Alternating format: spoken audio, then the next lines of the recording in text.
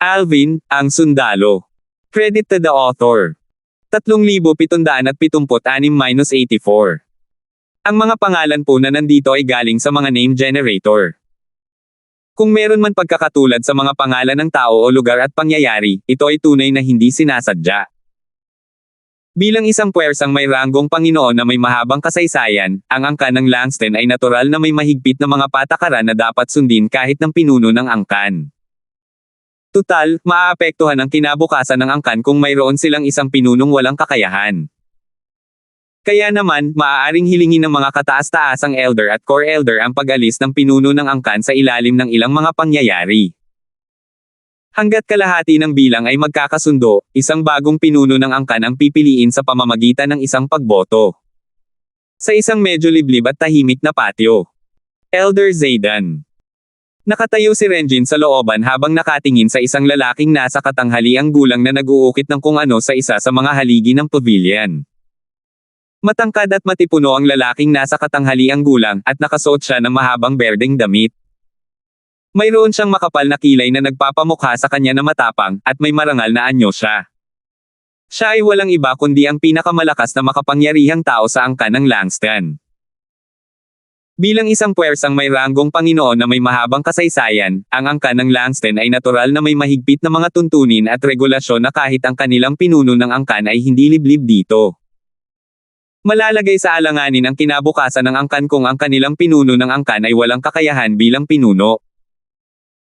Kaya naman, ang mga pangunahing elder at mga kataas-taasang elder ay maaaring humiling na alisin ang pinuno ng angkan sa isang kritikal na sandali hanggat higit sa kalahati sa kanila ang sumasang-ayon at isang bagong pinuno ng angkan ang pipiliin nila sa pamamagitan ng isang sesyon ng botohan. Elder Zayden. Sa isang medyo liblib at tahimik na mansyon, ang pinuno ng angkan ng Langston, si Renjin, ay nakatayo sa harapan ng patio at nakatingin sa isang lalaking nasa katanghaliang gulang na umuukit sa isa sa mga haligi sa isang gazebo. Ang matangkad at matipunong lalaking nasa katanghaliang gulang ay nakasuot ng mahabang berdeng damit. May taglay siyang marangal na anyo na may pares ng mga kilay na hugis espada. Siya ay walang iba kundi si Zayden, ang pinakamalakas na nakatatanda sa angkan ng Langston. Pagkatapos ng 12 paghinga, tumigil si Zayden sa pag-ukit at tumingin kay Renjin ng may malalim na titig bago nagtanong, sulit ba ito? Oo, seryosong sagot ni Renjin. Tumango si Zayden. Dahil nagpa siya sina Malvar at Halvar na tulungan ka rin, wala nang dahilan para hindi ako magsalita. Bukod dito, sa tingin ko ay hindi isang taong walang utang na loob si Alvin. Isa siyang taong dapat paglaanan ng pansin. Hindi mahalaga sa akin ang posisyon ng pinuno ng angkan, sabi ni Renjin habang umiiling, sabik lang akong makita kung gaano siya kataas kaya niyang lumipad. Wala akong duda na hindi niya malilimutan ang ating angkan ng Langston kahit gaano pa siya kataas sa hinaharap, kung isa sa alang-alang ang nagawa natin para sa kanya. Kailangan ko kayo at ang iba pa na tulungan akong ilihim ito sa ngayon. Ayokong magdulot ng kaguluhan ang ibang mga elder tungkol sa mga banal na bato bago umalis si Alvin patungo sa Flying Dragon Sect. Makakaapekto ito sa kanyang cultivation, kung tutuusin. Sa aking palagay, walang hanggan ang kanyang kinabukasan, at isang karangalan para sa akin na maging bahagi ng kanyang paglalakbay. Hindi masasayang ang aking mga pagsisikap kapag siya ay sumikat sa hinaharap. Buong kumpiyansang nagsalita si Renjin nang may ngiti sa kanyang mukha. Sige. Mukhang nakapagdesisyon ka na. Tumango si Zayden. Huwag kang mag-alala, tutulungan kita sa bagay na ito. Salamat, Elder Zayden, yumuko si Renjin bago umalis. Pagkaalis ni Renjin, umiling si Zayden at bumulong sa sarili, napakakarismatiko talaga ni Alvin. Nagtrabaho at naghirap ng husto si Renjin para maging leader ng angkan ng Langston, ngunit handa si Renjin na isuko ang kanyang posisyon bilang pinuno ng angkan. Sa pagkakataong ito, naalala ni Zayden ang determinado, masigla, at determinadong binata na lumaban para sa posisyon ng pinuno ng angkan noon. Sino ang mag-aakala na hindi kusang iiwan ng binata ang kanyang posisyon dahil lamang sa isang tagalabas? Pagkatapos makabalik sa kanyang patio mula sa silid ng mga batas, nagpadala si Alvin ng mensahe kay Renjin upang pasalamatan ito. Kasunod nito, ginugol niya ang natitirang oras niya sa paglikha ng kanyang doppelganger. Hindi komplikado ang proseso, ngunit matagal ang ginugol. Bukod pa riyan, malaking halaga ng banal na enerhiya ang kailangan upang maisama sa batas bago lumikha ng isang doppelganger. Ang proseso ay maituturing na kumpleto kapag ang doppelganger ay nalikha na at maaaring kontrolin ayon sa gusto niya. Ang kahirapan ng proseso ay tataas kasabay ng pag-unawa ng isang tao sa batas. Upang lumikha ng isang doppelganger mula sa batas ng kalawakan, mas matagal itong kakailanganin kaysa sa paglikha ng isang doppelganger mula sa iba pang mga batas na kanyang nauunawaan. Hindi maaapektuhan ang batas ng isang tao ng pagkakaroon ng doppelganger. Sa isang laban, kahit gumamit ng doppelganger, magagamit pa rin niya ang buong lakas ng batas. Ang pinakamalakas na doppelganger na kaya kong gawin ngayon ay isa na gumagamit ng batas ng kalawakan. Ito lang ang makakatulong sa akin sa isang labanan. Sana, malikha ko ito bago umalis papunta sa Flying Dragon Sect. Gamit ito, hindi ko nakakailanganing gamitin ang iba ko pang mga trump card sa Latent Dragon Grand Contest at makakuha pa rin ng magandang rango. Ang layunin ni Alvin ay, natural lang, na mauna sa Latent Dragon Contest kung maaari. Gayunpaman, kailangan pa rin niyang suriin muna ang sitwasyon at timbangin ang mga kalamangan at kahinaan bago siya magdesisyon kung sulit bang ipakita pa ang kanyang mga kakayahan para lang mauna sa Latent Dragon Grand Contest. Ang Realms of Gods ay puno ng panganib. Pinakamabuti pa rin para sa kanya na itago ang kanyang lakas hanggat maaari. Gamit ang doppelganger, may tatago niya ang karamihan sa kanyang lakas. Simulan na natin ngayon. Sa natitirang bahagi ng panahon, pumasok si Alvin sa closed-door cultivation upang lumikha ng isang doppelganger mula sa batas ng kalawakan bago ang entrance exam ng Flying Dragon Sect. Sa angkan ng Meyer. Kamakailan lamang ay abala ang nakababatang henerasyon sa pagtalakay sa Latent Dragon Grand Contest ng Flying Dragon Sect dahil papalapit na ang entrance exam ng Flying Dragon Sect. Sana makapasa ako sa pagsusulit at makasali sa Flying Dragon Sect. Kahit na outer disciple lang ang makasama ko, gagantimpalaan pa rin ako kung sasali ako sa paksayon ng aming angkan sa sekta, tuwang-tuwa na sabi ng isang disipulo ng angkan ng Meyer. May isa pang nagreklamo, base sa lakas ko, magiging mahirap para sa akin na sumali sa Flying Dragon Sect kahit na isang outer disciple. Nabigo na ako minsan 100 taon na ang nakalilipas, pero susubukan ko ulit.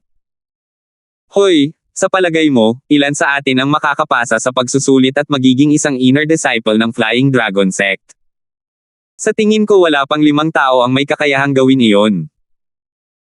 Mayroon kaming 2 direktang inapo sa angkan na hindi nakasali sa recruitment ng Flying Dragon Sect dati dahil sila ay nasa closed-door cultivation.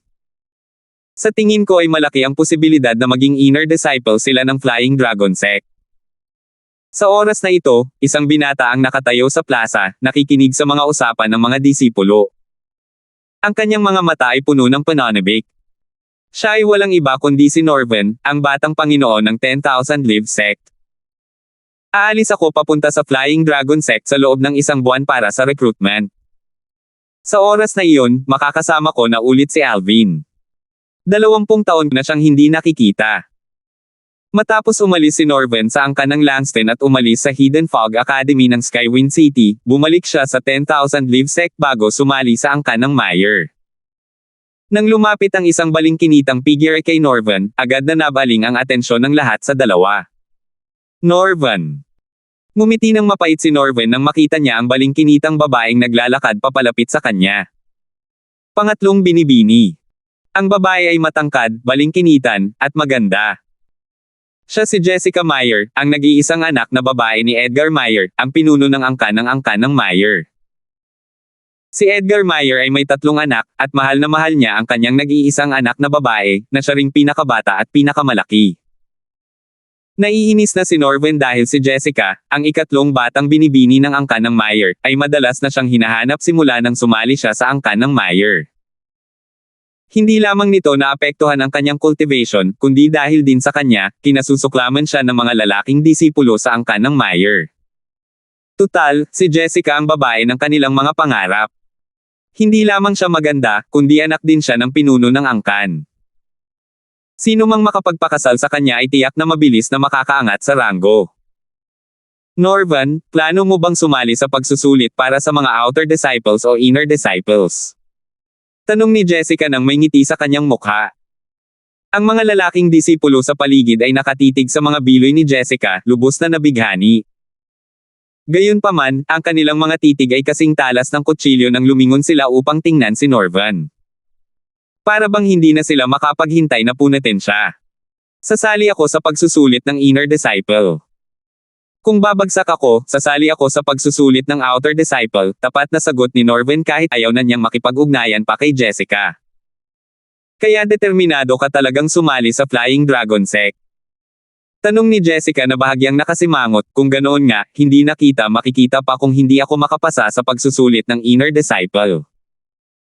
Sa angkan ng Meyer, ang mga direktang inapo ay maaari lamang manatili at magsaka sa angkan maliban kung sila ay maging mga panloob na disipulo ng Flying Dragon Sect. Ito ay dahil bilang mga direktang inapo ng angkan ng Meyer, mayroon silang katayuan na dapat pangalagaan. Magiging katatawanan sila kung sila ay mga panlabas na disipulo lamang sa Flying Dragon Sect. Bukod pa riyan, bilang mga direktang inapo, ang mga mapagkukunang matatanggap nila ay magiging mas mahusay sa angkan ng Meyer kumpara sa mga mapagkukunang matatanggap nila bilang mga panlabas na disipulo sa Flying Dragon Sect. Mas makakabuti kung hindi na tayo magkikita muli, naisip ni Norvan sa sarili nang marinig ang mga salita ni Jessica. Natural lang, hindi niya naisip ang sabihin ng malakas ang mga salitang iyon. Sa katunayan, hindi niya alam kung ano ang nagustuhan ni Jessica sa kanya dahil wala naman siyang maya-alok. Bukod pa rito, kung pag-uusapan ng katayuan, mas mababa siya sa kanya dahil isa lamang siyang young master ng isang puwersang may ranggong hari, hindi tulad ng angkan ng Meyer na may ranggong Panginoon. 3,777. Mabilis lumipas ang panahon. Sa isang kisap mata, ilang buwan na ang lumipas. Sa patio ni Alvin sa angkan ng Langston. Naghihintay sa inyo sa pasukan sina kataas-taasang Elder Halvar at kataas-taasang Elder Malvar. Panahon na para umalis papunta sa Flying Dragon Sect. Si Alvin na nakatutok sa pagbuo ng kanyang doppelganger ay agad na natauhan dahil sa boses ni Wang Fu. Napakabilis lumipas ng oras. Mabuti na lang at malapit na akong matapos. Itutuloy ko ang pagbuo ng doppelganger sa lumilipad na barko. Lumabas si Alvin sa kanyang silid at sinundan si Wang Fu papunta sa harap ng patio kung saan naghihintay sina Halvar at Malvar. Pagkatapos, binati niya sila ng may ngiti, pagbati, kataas-taasang Elder Halvar at kataas-taasang Elder Malvar. Pasensya na sa abala. Gaya ng dati, bahagyang tumango si Elder Halvar, tahimik pa rin gaya ng dati. Sa kabaligtaran, ngumiti si Malvar at naglakad patungo kay Alvin bago niya sinabi, Alvin, nabalitaan ko mula sa pinuno ng angkan na nakalusot ka na at naging isang intermediate Kings of Gods. Mukhang malaki ang tsansa mong makapasok sa top 3. Sana nga, kataas-taasang Elder Malvar. Nang paalis na sila, napagtanto ni Alvin na wala si Renjin, na ibang-iba sa kay Renjin. Kaya naman, nagtanong siya, nalilitong, hindi ba sasama sa atin ang pinuno ng angkan? Pinamunuan ng pinuno ng angkan ang iba at maagang umalis, sabi ni Malvar. Isang bahid ng pagkabalisa, na hindi napansin ni Alvin, ang sumilay sa kaibuturan ng kanyang mga mata. Tumango si Alvin. Dahil may katuturan naman, hindi niya hinala na may mali. Tutal, hindi lang naman siya ang isa mula sa angkan ng Langston na kalahok sa pagsusulit sa pagpasok ng Flying Dragon Sect. May mga disipulo ng angkan ng Langston na gustong maging mga panloob na disipulo at mga panlabas na disipulo rin ng Flying Dragon Sect. Tara na. Sumunyag si Malvar kay Alvin bago sila sumakay sa barkong lumilipad na Panginoon. Umalis ang lumilipad na barko mula sa lupain ng angkan ng Langston at lumipad patungo sa Flying Dragon Sect. Dahil hindi sila nagmamadali, ang lumilipad na barko ay lumipad lamang sa bilis ng isang simpleng Panginoon ng mga Diyos. Aabutin ng ilang sandali bago nila marating ang Flying Dragon Sect sa ganoong bilis. Matapos magpatawad, ipinagpatuloy ni Alvin ang pagbuo ng doppelganger mula sa batas ng kalawakan sa lumilipad na barko. Dahil walang anumang panlabas na palatandaan sa proseso, hindi mahalaga kung makikita siya nina Halvar at Malvar.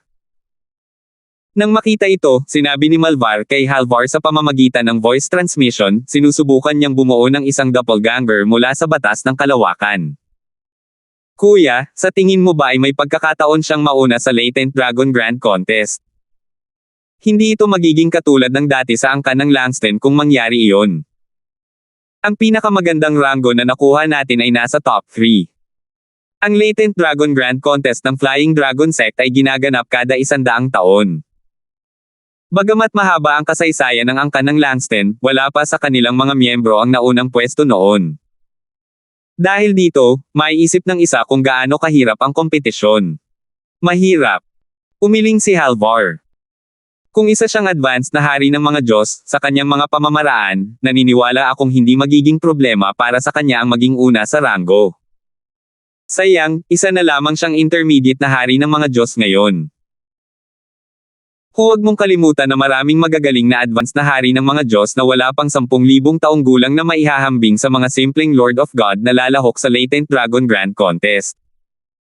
Hindi tahimik si Halvar nang makipag-usap sa kanyang nakababatang kakambal sa pamamagitan ng voice transmission. Tama ka. Tumango si Malvar bilang pagsang-ayon. Magulo ang kanyang tingin habang lumingon siya sa lilang figure na nakaupo nang nakakross ang mga paa sa sulok ng lumilipad na barko. Wala pa siyang 3,000 taong gulang. Ang tanging disbentahan niya ay masyado pa siyang bata. Bagamat mayroon tayong 3 disipulo sa nakababatang henerasyon na ang lakas ay maihahambing kay Alvin noong pinatay niya sina Saul at Joe, sigurado akong matagal nang nalampasan ni Alvin ang 3 batang iyon pagkatapos ng mahigit 20 taon, bulong ni Malvar sa mahinang boses. Dahil abala si Alvin sa pagbuo ng kanyang doppelganger, hindi niya narinig ang mga salita ni Malvar. Gusto niyang buuin ang doppelganger bago magsimula ang Latent Dragon Grand Contest. Gaya ng sinabi ni Malvar kanina, ang mga disipulo ng angkan ng Langston ay umalis na nga ng mas maaga patungo sa Flying Dragon Sect.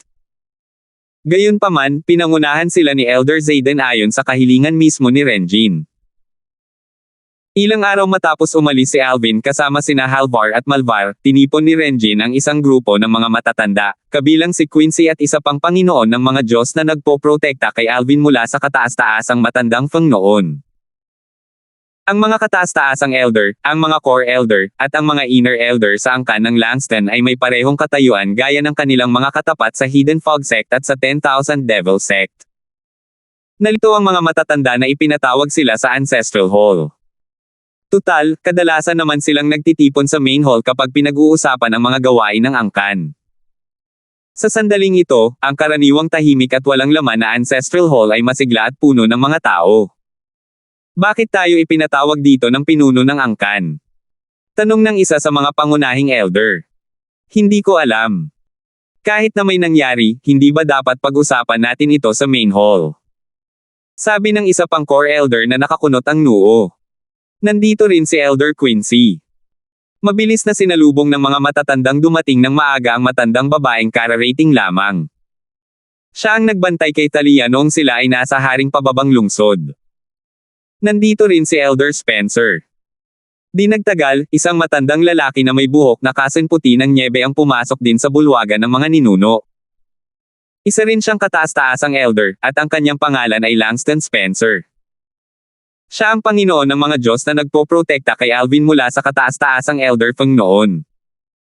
Hindi nagtagal at 100 elder na mga Supreme Elder din ang pumasok sa Ancestral Hall. Hindi sila kasing lakas ni Zayden, Halvar, at Malvar, na ang lakas ay maihahambing, kung hindi man ay nakahihigit, sa 3 Supreme Elder ng Hidden Fog Sect. Kung tungkol naman sa Supreme Elder Feng, hindi na siya nabanggit pagkatapos ng kanyang pagpanaw. Pagkalipas ng halos kalahating oras, halos lahat ay dumating na. Walang nakakaalam kung bakit sila ipinatawag dito ni Renjin. Nasaan ang pinuno ng angkan? Mitiig ang tanong ng isang tao. Pagrinig niya ng boses, isang figure ang pumasok sa Ancestral Hall. Pinuno ng angkan.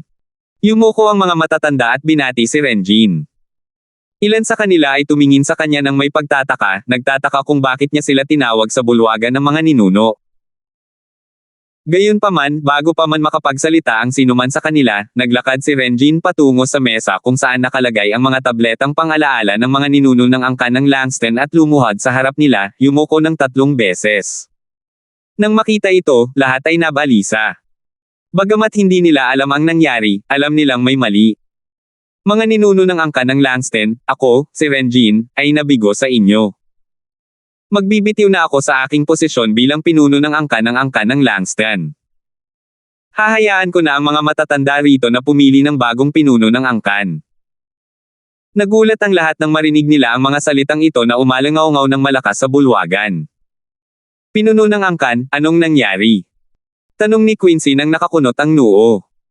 Gayon din, napakunot ang noo ng ibang mga elder at naguguluhan na tumingin kay Renjin. Sa wakas, sinabi ni Renjin, bilang pinuno ng angkan, inabuso ko ang aking kapangyarihan at hinayaan si Alvin na manatili sa silid ng mga batas sa loob ng 3 taon, naubos ang 1/3 ng aming mga banal na bato. Sinadya ko pang itago ang katotohanan mula sa angkan. Dahil dito, magbibitiw ako sa aking posisyon bilang pinuno ng angkan, at handa akong tanggapin ang anumang parusang itatalaga ng mga matatanda. 3,778.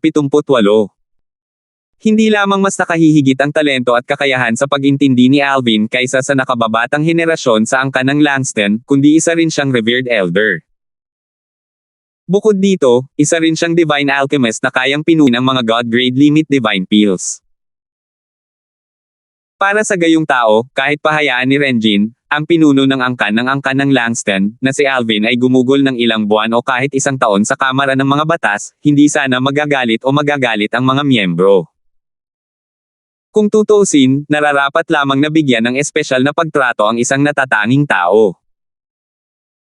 Gayunpaman, ang paggugol ng 3 taon sa Kamara ng mga Batas at pag-ubos ng 1/3 ng mga banal na bato ng angkan ay isang bagay na nahirapang tanggapin ng mga miyembro ng angkan ng Langston.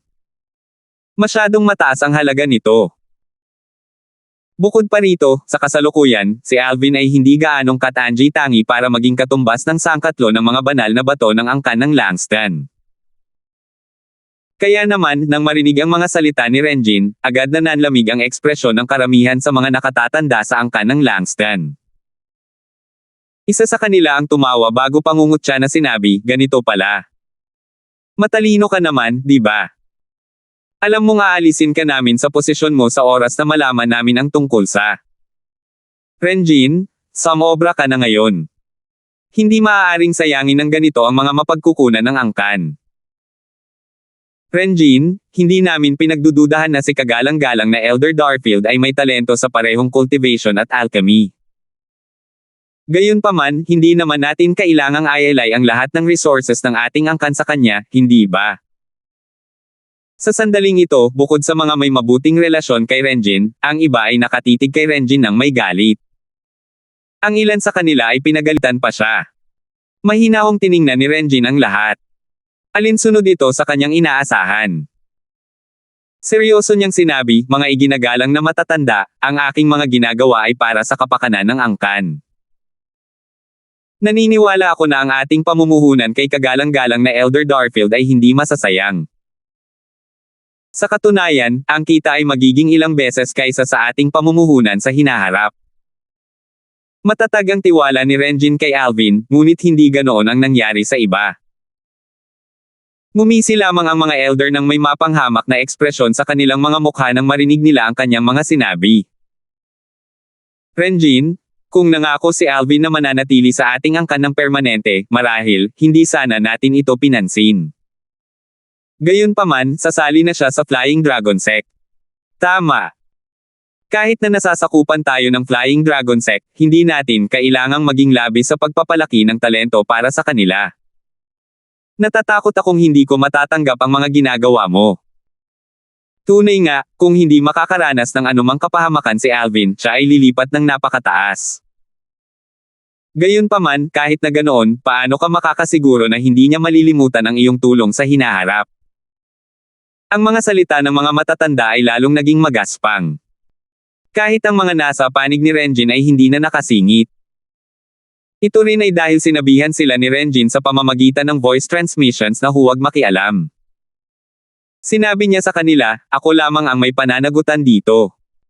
Ito ay bunga ng aking pagiging mapiit. Hindi na kailangang makialam pa ang sinuman sa inyo. Kasalanan ko ito kaya hayaan na lang silang maglabas ng sama ng loob. Matagal nang handa si Renjin sa mga kahihinatnan. Mahinahon niyang pinakinggan ang kanilang mga pagsaway nang hindi nagpapakita ng anumang senyales ng kawalang kasiyahan. Kahit na gusto nila siyang parusahan, hindi siya magrereklamo. Gayunpaman, hindi siya nagduda o nagsisi sa kanyang mga ginawa. Naniniwala siyang tama ang kanyang ginawa. Bukod doon, naniniwala rin siya na hindi siya bibiguin ni Alvin. Samantala, walang kaalam-alam si Alvin sa kalagayan ni Renjin sa angkan ng Langston. Kung tutuusin, normal lang ang tunog ni Renjin sa kanilang mga voice transmission. Habang papunta sa Flying Dragon Sect, patuloy siyang nagsikap na mabuo ang kanyang doppelganger.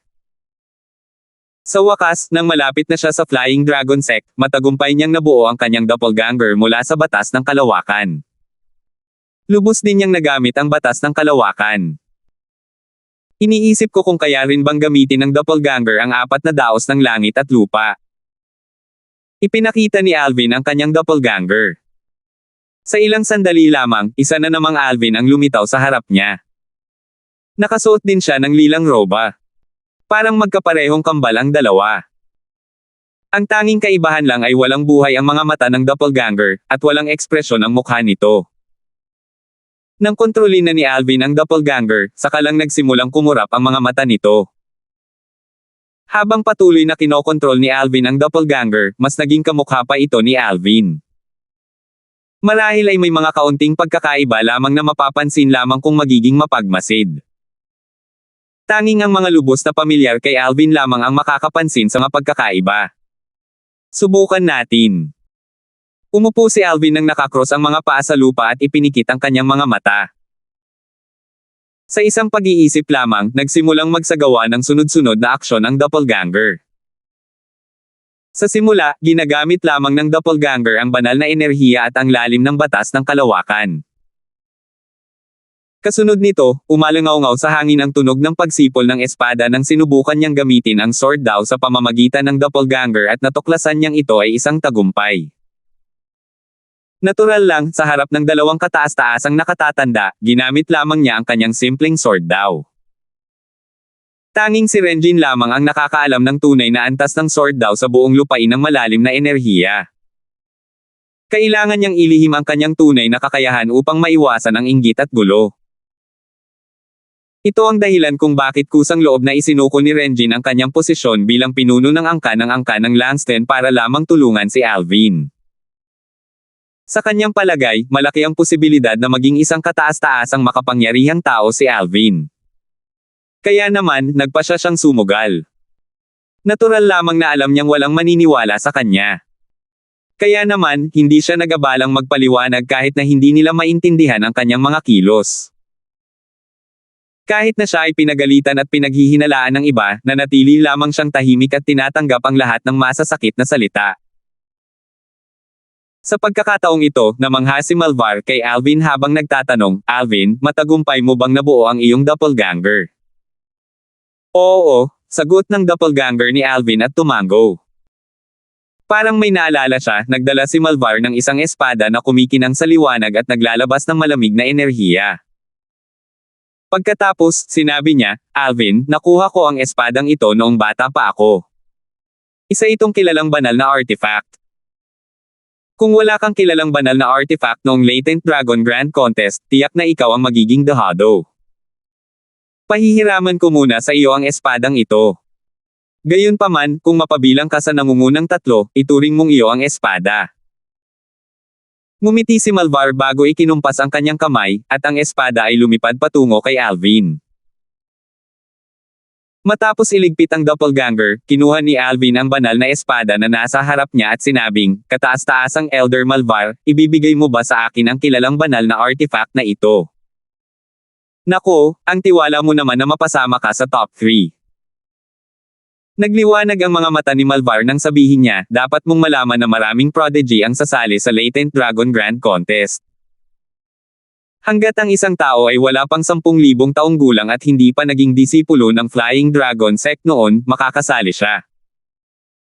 Hindi nagkukulang ang mga prodigy mula sa mga puwersang may ranggong Panginoon na lalahok sa paligsahan. Bukod dito, karamihan sa mga prodigy na ito ay mga advanced na hari ng mga Diyos. Ang kanilang mga cultivation base ay isang antas na mas mataas kaysa sa iyo." Hindi sumagot si Alvin sa mga salitang iyon. Ngumiti lamang siya. Gayunpaman, sa mga mata ni Malvar, ang ngiti ni Alvin ay lubos na may kumpiyansa na tumatak sa kanyang isipan. 4 na oras ang lumipas. Nakarating na tayo. Lumipad si Malvar kasama ang iba pa at itinago ang lumilipad na barkong Panginoon. Lumilipad si Alvin sa himpapawid at pinagmasdan ang kanyang paligid. Nakikita niya ang maraming tao na nagmumula sa lahat ng direksyon. Ang ilan sa kanila ay lumilipad ng pangkat-pangkat, at ang ilan ay lumilipad ng mag-isa. Napakaraming tao na halos natakpan na nila ang kalangitan. Nandito ba silang lahat para lumahok sa Latent Dragon Grand Contest? Tanong ni Alvin, namangha sa dami ng mga tao. Natural lang naman iyon, kung tutusin. Karamihan sa mga tao ay maaakit sa mga puwersang may ranggong emperador tulad ng Flying Dragon Sect. Napakaraming tao na ang naghahangad na sumali sa Emperor rank na Flying Dragon Sect na wala ng Emperors of God sa kasalukuyan.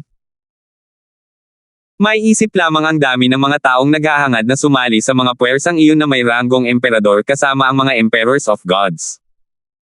Iyan ang ari-arian ng Flying Dragon Sect. Tumingin si Alvin sa direksyong itinuro ni Malvar at nakita ang siyam na marangel na hanay ng bundok. Ang siyam na hanay ng bundok ay parang mga dragon.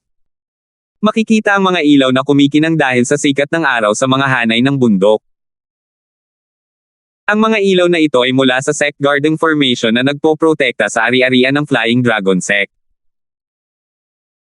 Dapat iyan ang Sect Guarding Formation, naisip ni Alvin sa sarili, bagamat ang Guarding Formation ng angkan ng Langston ang nangunguna sa mga puwersang may ranggong Panginoon dahil sa Formation Master noon, malayo pa rin itong maihahambing sa Sect Guarding Formation ng isang puwersang may ranggong Emperador.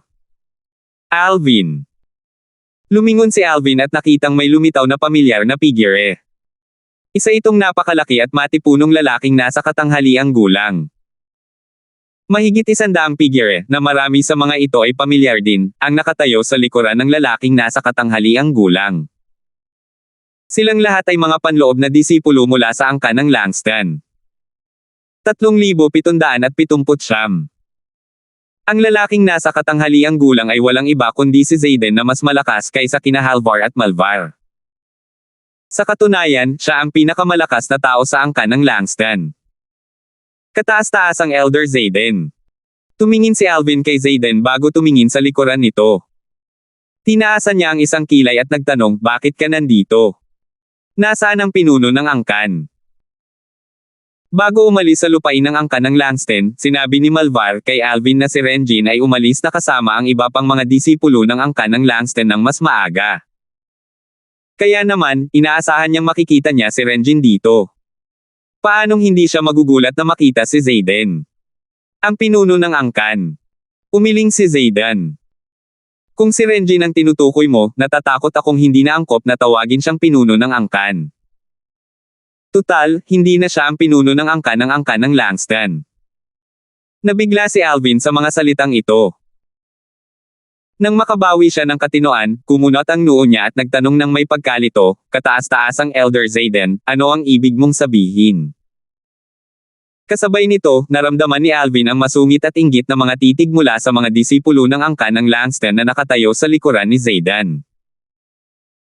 Tiningnan ni Zayden si Alvin ng may matalim na titig habang sinasabi, Alvin, alam mo ba na ubos ang 1/3 ng mga banal na bato ng ating angkan dahil nanatili ka sa silid ng batas ng 3 taon? Alam mo ba kung ano ang mga kahihinatnan para sa isang bagay na tulad nito? Sandaling natigilan si Alvin bago biglang nagbago ang ekspresyon ng kanyang mukha. Hindi niya inaasahan na ang pananatili sa kamara ng mga batas ng 3 taon ay gagamit ng ganito karaming banal na bato. Ang 1/4 ng banal na bato ng angkan ng Langston ay dapat na hindi bababa sa 10 milyong banal na bato mula sa ugat ng banal na bato. Bagamat mayroon siyang mahigit 1 milyong banal na bato, ito ay maliit kumpara sa 1/4 ng banal na bato ng angkan ng Langston.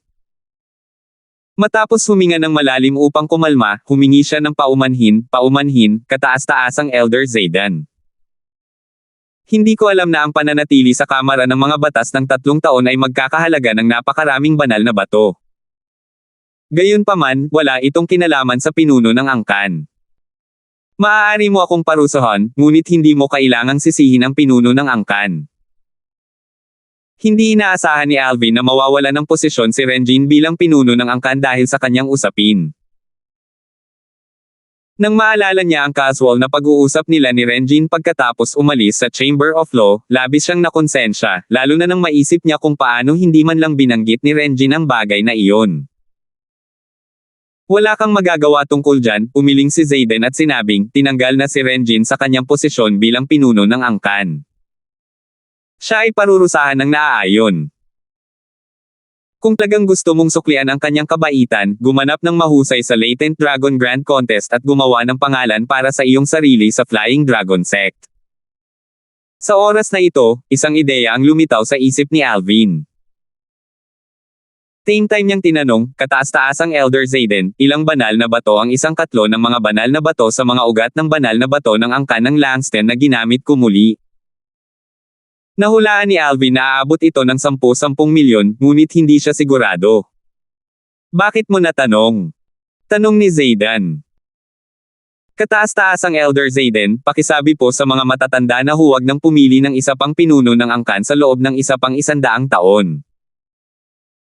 Pangako ko na ibabalik ko ang mga banal na batong ginamit ko sa loob ng 100 taon, determinadong sabi ni Alvin habang nakatingin kay Alvin. Nagulat si Zayden sa sinabi ni Alvin. Pagkatapos, humagalpak siya ng tawa. Alvin, alam mo ba kung ilang banal na bato ang katumbas ng isang katlo ng mga banal na bato sa mga ugat ng banal na bato ng ating angkan? Hindi ko alam ang eksaktong bilang, pero sa palagay ko ay nasa 10 milyon, sagot ni Alvin.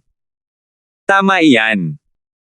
Alam mo namang napakataas ng bilang, pero nang-ahas ka pang mangako ng ganyan. Gumamit ka ng humigit kumulang 40 milyong Divine Rock, sabi ni Zayden habang umiiling. Kumislap ang mga mata ni Alvin ng may determinasyon habang sinasabi niya, sige. Ibabalik ko sa angkan ng Langston ang 100 milyong banal na bato sa loob ng 100 taon. Hindi inisip ni Alvin na malaking problema ang makaipon ng 100 milyong Divine Stone sa loob ng 100 taon. Kung hindi niya man lang magawa ang ganito, paano niya mapapatunayan ang sarili niya sa angkan ng siya na isang Supreme Rank Force makalipas ang 300 taon? Bago pa man makasagot si Zayden, isang grupo ng mga disipulo na nakatayo sa likuran ang tumawa. 100 milyong banal na bato. Kagalang-galang na Elder Darfield, talagang ignorante ka. Alam mo ba kung magkano ang 100 milyong banal na bato? Sa tingin mo ba ay papayag ang mga elder sa kahilingan mo dahil sa hindi makatutuhan ang pangakong ito? Siyempre hindi. Biro yan. Bueno, maaaring makaipon siya ng 100 milyong Divine Rock kung kaya niyang pinuhin ang King Grade Limit Divine Pills at ibenta ang mga ito sa susunod na 100 taon. Hindi na kailangang sabihin pa, inakala ng mga disipulo mula sa angkan ng Langston na walang katuturan ang sinasabi ni Alvin. Sa kabilang banda, nagtanong si Zayden, seryoso ka ba? Siyempre naman, walang pag-aalinlangang sabi ni Alvin. Si Malvar, na nanatiling tahimik mula pa sa simula, ay sa wakas ay nagsabi, Alvin, naniniwala ako sa iyo kahit na hindi ito makatotohanan. Sinusuportahan kita sa bagay na ito. Ipapaalam ko sa iba ang aking paninindigan. Kasama na rito ang aking nakatatandang kapatid. Naantig si Alvin sa mga salita ni Malvar. Tiningnan din niya si Halvar nang may pasasalamat ng hindi nagsasalita. Sa pagkakataong ito, sinabi ni Zayden, sinusuportahan din kita. Magpapadala ako ng mensahe sa mga matatanda ngayon. Hindi ko nakikitang tatanggi sila dahil wala namang kwenta ang 100 taon. Bukod pa rito, hindi naman ito gaanong makakaapekto sa mga matatanda dahil sila rin naman ang namamahala sa mga gawain ng angkan. Walang magiging problema kung ipagpapaliban natin ang pagpili ng bagong pinuno ng angkan sa loob ng 100 taon. Nakahinga ng maluwag si Alvin nang marinig ang mga salita ni Zayden bago ito nagpasalamat. Ang mga disipulo mula sa angkan ng Langston na kumutya kay Alvin kanina ay natural na hindi nang ahas na magsalita sa sandaling ito. Dahil nagsalita na ang mga kataas-taasang elder, paano sila makakapagsalita? Maaari na lamang silang maghintay na mapahiya si Alvin pagkalipas ng 100 taon. Sa sandaling ito, nakatanggap si Alvin ng mensahe mula kay Renjin. Alvin, hindi mo na kailangang gawin ang ganoong bagay. Sa katunayan, pagod na akong pasanin ang pasanin ng angkan ng Langston. Ngayong malaya na ako, paano mo na naman ako ipapasa ng pasanin? Agad na sumagot si Alvin, pinuno ng angkan, nawala mo ang iyong posisyon dahil sa akin. Nangangako akong ibabalik ko ang mga banal na bato sa loob ng 100 taon. Sa oras na iyon, kapag naibalik na sa iyo ang posisyon, maaari mo itong piliing tanggihan. Hindi nagduda si Renjin kay Alvin. Sa huli, bumantong hininga na lang siya at sinabing, salamat. Hindi, dapat nga akong magpasalamat sa iyo. Inalagaan mo ako sa pinakamababang punto ko. Hindi ko makakalimutang suklian ang iyong kabaitan kapag nakamit ko na ang mga magagandang bagay sa hinaharap. Sabi ni Alvin. Hindi alam ni Renjin na seryoso si Alvin sa pangakong ito. Pagkalipas ng halos 1 oras, sa wakas ay nagkasundo ang mga matatanda at nagpadala ng mensahe kay Zayden.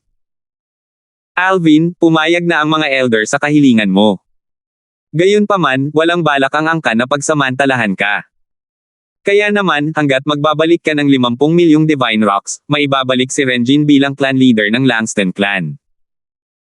Sa ngayon, hindi pipili ang angkan ng bagong clan leader, at ang mga elder na muna ang mamamahala sa clan, sabi ni Zayden. Gamaan ang loob ni Alvin nang marinig ang mga salitang ito. Matigas ang kanyang tingin habang sinasabi, ibabalik ko ang 50 milyong banal na bato sa angkan, at bibigyan ko ang pinuno ng angkan ng karagdagang 50 milyon para gawin ang gusto niya. Dahil doon, pansamantalang humupa ang kaguluhan sa angkan ng Langston. Ang mga miyembro ng angkan ng Langston, kabilang si Alvin, ay naghintay ng 3 araw sa labas ng Flying Dragon Sect bago magsimula ang entrance exam. Ang ilan sa kanila ay nagsimula pang umupo nang nakakross ang mga paa para mag-cultivate habang naghihintay. Tutal, dahil kasama ang 3 Supreme Elders, ligtas silang makakapag-focus sa kanilang cultivation. Nagtayo ang mga disipulo ng isang formation na pumipigil sa ingay gamit ang kanilang formation compass para makapag-concentrate sila. Hindi tulad ng iba, si Alvin ay nakatuon sa doppelganger na matagumpay niyang nabuo kamakailan. Kahit hindi ito nagpakita, nararamdaman pa rin niya ito. Sa sandaling ito, may tumawag, kataas-taasang Elder Zayden. Tumingin si Alvin sa direksyon ng boses at nakita ang isang matangkad at matipunong binata na nakasuot ng magagandang damit na lumilipad patungo sa kanila. Isang hindi kapansin-pansing matandang lalaki na may katamtamang pangangatawan ang nakasunod sa kanyang tagiliran habang mahigit 100 katao ang lumilipad sa likuran nila. Sa oras na ito, nakita ni Alvin ang isang pamilyar na mukha sa gitna ng grupo ng mga tao. Dahil doon, napagtanto niya na ang grupo ng mga tao ay mula sa angkan ng Meyer. Tutal, ang pamilyar na mukha na nakita niya ay kay Norvan. Sa sandaling nakita ni Alvin si Norvan, narinig niya ang boses ni Norvan. Alvin. 3,780. Kataas-taasang Elder Zayden, bakit mo personal na pinamumunuan ang angkan ng Langston sa pagkakataong ito? Natuklasan ni Alvin mula sa voice transmission ni Norvan na ang namumuno sa angkan ng Meyer ay si Edgar, ang pinuno ng angkan ng Meyer. Si Edgar ay isang matangkad at maskuladong binata na mukhang nasa edad 30 kahit na halos 20,000 taong gulang na siya. Isa siya sa pinakabatang Panginoon ng mga Diyos sa angkan ng Meyer. Pumunta ako kapalit ni Renjin dahil pansamantalang tinanggalan siya ng posisyon bilang pinuno ng angkan ng Langston bilang parusa, tapat na sagot ni Zayden matapos niyang batiin ang matandang lalaki, na isa sa pinakamalakas na makapangyarihang nilalang sa angkan ng Meyer, na nakatayo sa tabi ni Edgar. Alam ni Zayden na matalik na magkaibigan sina Edgar at Renjin kaya hindi siya nag-abala na itago ang katotohanan kay Edgar. Nang marinig ang mga salita ni Zayden, bahagyang nagbago ang ekspresyon ni Edgar. Ano? Natanggal na ba siya sa kanyang posisyon? Hindi niya sinabi sa akin ang tungkol dito. Kataas-taasang Elder Zayden, anong nangyari? Kasabay nito, nagpadala ng mensahe si Edgar kay Renjin na nasa ari-arian ng angkan ng Langston. Maging ang matandang lalaking nakatayo sa tabi ni Edgar ay tumingin kay Zayden ng may bahagyang gulat na ekspresyon. Totoong sinabi ni Zayden sa kanila kung paano nagsakripisyo si Renjin para kay Alvin. Nang marinig ito, makikita ang inggit sa mga mata ng ilan sa mga disipulo ng angkan ng Meyer nang tumingin sila kay Alvin. Matapos makinig kay Zayden, lumingon si Edgar kay Alvin. Pagkatapos, nagtanong siya sa mahinang boses, kagalang-galang na Elder Darfield, hindi ba sa tingin mo dapat kang gumawa ng isang bagay dahil napunta si Rensai sa ganitong sitwasyon dahil sa iyo? Magaan na sumagot si Alvin, nangako na ako sa pinuno ng angkan na tutulungan siyang maibalik ang kanyang posisyon sa loob ng 100 taon. Kumunat ang noo ni Edgar nang marinig ang mga salitang ito. Naintindihan niya lang ang ibig sabihin ni Alvin nang ipaliwanag ito sa kanya ni Zayden. Ibabalik niya ang 50 milyong Divine Rock sa angkan ng Langston. Bukod pa riyan, bibigyan niya si Renji ng isa pang 50 milyong bato. Bagamat alam ni Edgar na kayang pinuhin ni Alvin ang napakaraming God-grade limit Divine Pills, naisip niyang katawa-tawa lang si Alvin. Tutal, hindi madaling kumita ng 100 milyong Divine Rocks. Kahit ang angkan ng Meyer ay mayroon lamang 10 milyong Divine Rocks na natira at 100 milyong Divine Rocks sa Divine Rock Vein. Maliban na lang kung talagang kailangan, hindi niya kailanman hahawakan ang mga Divine Rocks mula sa Divine Rock Vein. Tutal, kung mas marami ang Divine Rocks sa vein, mas mabilis itong makakagawa ng mga Divine Rocks. Hindi magiging matalino na alisin ang mga Divine Rocks sa Divine Rock Vein. Sa pagdaragdag ng Heaven and Spirit Energy, ang mga Divine Rock Vein ay makakagawa ng mga Divine Rocks sa mas mabilis na bilis. Bukod kay Norven, ang iba pang miyembro ng angkan ng Meyer ay tumingin kay Alvin nang may pag-aalinlangan matapos marinig ang paliwanag ni Zayden. Gayon din, inisip nila na imposibleng tuparin ni Alvin ang kanyang pangako. Siya ang kagalang-galang na Elder Darfield ng angkan ng Langston. Ang taong kayang magpino ng kahit gaano karaming God-grade limit Divine Pills ayon sa gusto niya. Kahit ang isang ordinaryong emperador rank na Divine Alchemist ay hindi maglalakas loob na sabihing makakalap siya ng 100 milyong Divine Rock sa loob ng 100 taon. Nabalitaan kong mas bata pa siya sa atin. Wala pa nga siyang 3,000 taong gulang. Natural lang na maging napaka-inosente at arrogant niya. Natural lang sa mga kabataan ang maging mayabang. Pagkatapos ng 100 taon, marirealize niya kung gaano katawa-tawa ang pangako niya. Sa sandaling ito, isang magandang babaeng nakatayo sa tabi ni Norven ang nag-aalinlangang tumingin kay Alvin at inilipat ito kay Norven bago nagtanong, Norven, narinig ko ang sabi ng tatay ko na kaibigan mo raw si Alvin. Tama iyan, ikatlong batang binibini, sagot ni Norven sabay tango. Ang magandang babae ay walang iba kundi si Jessica, ang bunso at nag-iisang anak na babae ni Edgar. Si Norven ay naging paksa ng mga nakamamatay na titig mula sa mga lalaking disipulo ng angkan ng Meyer habang sila ay naglalakbay dito simula nang patuloy siyang sundan ni Jessica. Gayunpaman, matapos ang maraming taon na pagiging bahagi ng angkan ng Meyer, nasanay na siya rito at hindi na siya nababagabag. Nakakunot ang noo na sabi ni Jessica, ang lakas ng loob ng kaibigan mo na gumawa ng ganoong kalokohang pangako. Parang hindi siya maaasahan. Sa tingin ko masama siyang impluwensya kaya dapat mo siyang layuan. Gusto sanang sumagot ni Norven at sabihin kay Jessica na huwag na lang siyang mag-alala. Gayunpaman, nagpigil siya sa huli.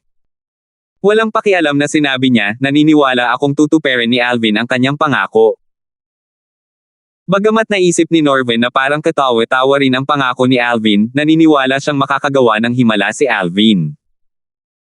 Hindi naman ito ang unang pagkakataon na gumawa ng himala si Alvin. Bukod dito, matapos makilala si Alvin ng matagal, alam niyang hindi si Alvin ang tipo ng taong susuway sa kanyang pangako. Naniniwala ka ba sa kanya?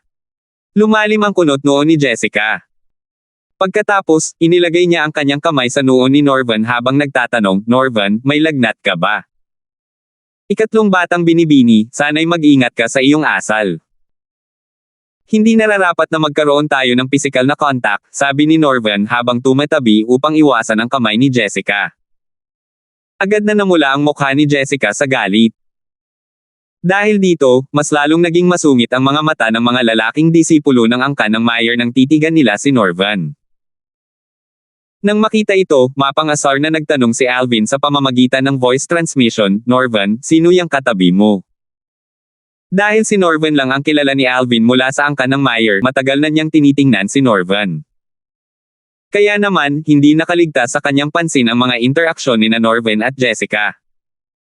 Siya si Jessica, ang ikatlong batang binibini ng angkan ng Meyer. Siya ang bunso at nag-iisang anak na babae ng pinuno ng angkan, sagot ni Norvan. Mukhang malapit ka ng maging manugang ng pinuno ng angkan, natatawang sabi ni Alvin. Hindi ako interesado dyan, walang pag-aalinlangang sabi ni Norvan, ang tanging layunin ko lang ay ang makalusot at maging isang Panginoon ng mga Diyos sa lalong madaling panahon para mamuno ako sa 10,000 Live Sect. Hindi ko iisipin ang pag-aasawa hanggat hindi ako nagiging isang Panginoon ng mga Diyos. Gayunpaman, napansin ni Alvin na hindi namamalayang lumambot ang tingin ni Norvan nang sumulyap si Norvan kay Jessica. Malinaw sa kanya na hindi natitinag si Norvan kay Jessica at pinipigilan lamang ang sarili. Sa kabilang banda, sinimulang kutsain ng mga disipulo ng angkan ng Meyer si Norvan nang marinig nila siyang nagpahayag ng kanyang tiwala kay Alvin. Gayunpaman, agad silang natigil sa pag-uusap nang mapatitig sa kanila si Jessica. Napangiti si Alvin nang makita niyang ipinagtanggol ni Jessica si Norvan. Maliwanag, taos-puso siya kay Norvan. Ikatlong batang binibini, bati ni Alvin kay Jessica gamit ang voice transmission. Nagulat si Jessica sa boses ni Alvin. Anong problema? Ngumiti si Alvin nang may kahulugan habang sinasabi, kung hindi ako nagkakamali, may gusto ka sa kaibigan ko, di ba? Kalokohan. Agad na namula ang mukha ni Jessica. Galit siyang sumagot, Alvin, hindi lang mahilig kang magyabang, parang mahilig ka ring magsalita ng kalokohan. Ikatlong batang binibini, hindi kita tutulungan kung tatanggi kang aminin ang iyong nararamdaman, sabi ni Alvin, napakapasibo ng kaibigan ko. Natatakot ako na kailangan mong maghintay ng matagal kung plano mong maghintay para sa kanyang pag-amin. Malamang na kailangan mong maghintay ng 10,000 taon. Determinado siyang maging isang Panginoon ng mga Diyos upang pamunuan ang 10,000 dahon na sekta. Sinabi niya sa akin na bago maging isang sekta na may ranggong Panginoon ang 10,000 dahon na sekta, wala pa siyang iniisip na magpakasal. Bahagyang nababalisa ang makikita sa mga mata ni Jessica nang marinig niya ang mga sinabi ni Alvin. Kinakabahang tanong niya, talaga bang sinabi niya iyon? Tunay ngang may gusto si Jessica kay Norvan.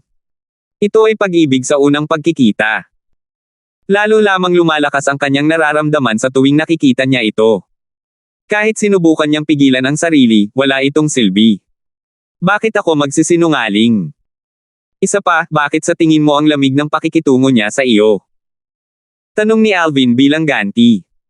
Nakahinga ng maluwag si Jessica. Tila hindi naman siya kinaiinisan ni Norvan. Gusto lang muna niyang magtuon sa kanyang mga ambisyon sa ngayon. Gusto mo ba siyang pakasalan? Nagpa siya si Alvin na tulungan si Norvan nang matuklasan niyang may gusto rin pala si Norvan kay Jessica. Matapos makausap si Jessica sa pamamagitan ng voice transmission, medyo sigurado siyang mabubuo niya ang kanilang dalawa. May plano ka ba? Nagliwanag ang mga mata ni Jessica.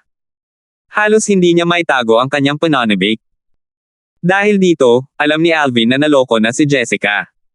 3,781. Oo nga. Gayunpaman, depende kung handa kang makinig sa akin, sabi ni Alvin kay Jessica sa pamamagitan ng voice transmission. Ano iyon? Sabik na tanong ni Jessica. Tila nawala na siya ng katwiran at naunahan ang ilong ni Alvin. Siguro mahal ka talaga ng pinuno ng angkan na si Meyer, di ba? Tanong ni Alvin habang nakatingin kay Edgar na nakikipag-usap kay Zayden. Nakita niya na bawat sa kanyang anak na babae.